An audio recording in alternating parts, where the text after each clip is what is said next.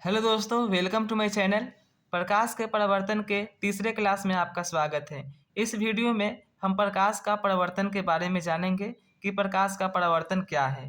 तो चलिए वीडियो को शुरू करते हैं और जानते हैं कि प्रकाश का परावर्तन किसे कहते हैं। तो देखिए, जब प्रकाश की किरण किसी सतह से टकराकर पुनः उसी माध्यम में वापस लौट जाती हैं, इस परिघटना को प्रकाश का परावर्तन कहते हैं। यानी कोई भी सतह हो, यदि उस पर प्रकाश पड़ती है और प्रकाश टकराकर पुनः उसी माध्यम में यदि वापस लौट जाती है, तो उसी घटना को प्रकाश का परावर्तन कहते हैं। ठीक है, जैसे कि मान लीजिए ये एक सतह है। ठीक है, इस पर प्रकाश की किरण इस तरह से आकर टकराई और टकराने के बाद पुनः इसी माध्यम में वापस लौट गई। ठीक है, तो इस परिघटना को क्या कहेंगे? प्रकाश का परावर्तन कहेंगे। ठीक है, उम्मीद करता हूँ कि आपको समझ में आ गई होगी। यही हमने यहाँ पर चित्र बनाया है प्रकाश के परावर्तन का, जो कि आप इसमें देख सकते हैं। देखिए, यह हमारा एक समतल सतह है। ठीक है, समतल सतह है MN।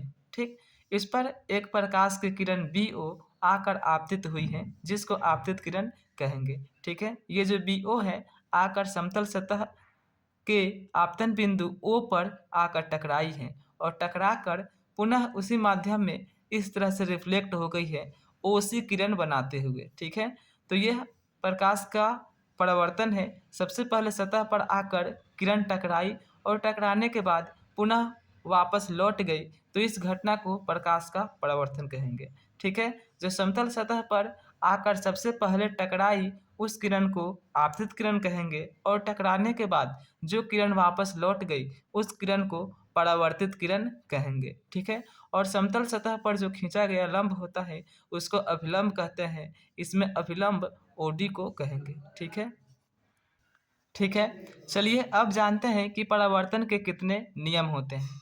तो देखिए, परावर्तन के दो नियम होते हैं।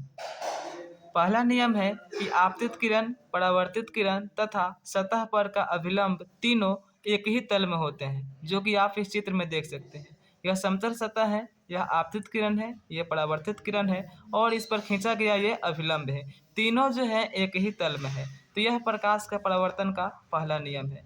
दूसरा नियम है कि आपतन कोण परावर्तन कोण के बराबर होता है। चलिए समझ लेते हैं कि आपतन कोण क्या होते हैं और परावर्तन कोण क्या होता है। तो देखिए, ये आपतित किरण है और ये अभिलंब है।